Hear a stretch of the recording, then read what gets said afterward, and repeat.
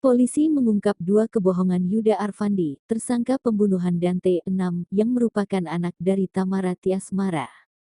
Kabid Humas Polda Metro Jaya Kombes Ade Ari Syam Indradi mengatakan hal itu terungkap berdasarkan hasil tes poligraf atau kebohongan yang dilakukan terhadap Yuda. Kebohongan pertama yakni Yuda yang mengaku tidak mengecek akses CCTV yang ada di kolam renang sebelum Dante tenggelam.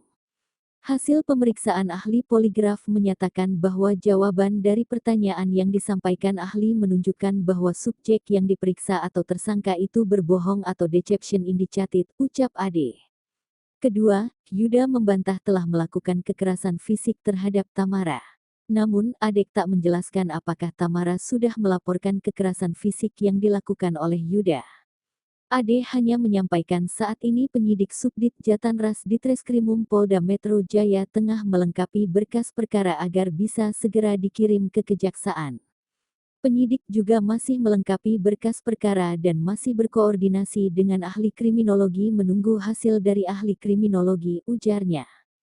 Diberitakan, Dante anak dari Tamara dilaporkan meninggal dunia karena tenggelam saat berenang di kolam renang di kawasan Pondok Kelapa, Kecamatan Duren Sawit, Jakarta Timur, Sabtu tanggal 27 Januari tahun 2024. Terhadap tersangka yang dilakukan oleh ahli poligraf beberapa waktu yang lalu.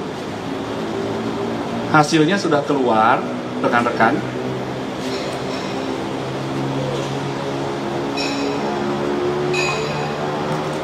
Ada dua kebohongan yang didapat berdasarkan hasil pemeriksaan ahli poligraf. Yang pertama, tentang browsing CCTV kolam renang. Hasil pemeriksaan ahli poligraf menyatakan bahwa jawaban dari pertanyaan-pertanyaan yang disampaikan oleh ahli poligraf itu menunjukkan bahwa subjek yang diperiksa atau tersangka itu berbohong atau deception indicated. Ya.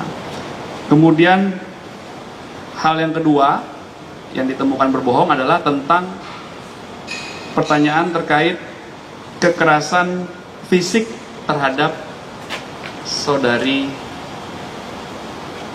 Tamara. Dari pertanyaan yang disampaikan oleh ahli, itu menunjukkan bahwa tersangka berbohong atau deception indicated.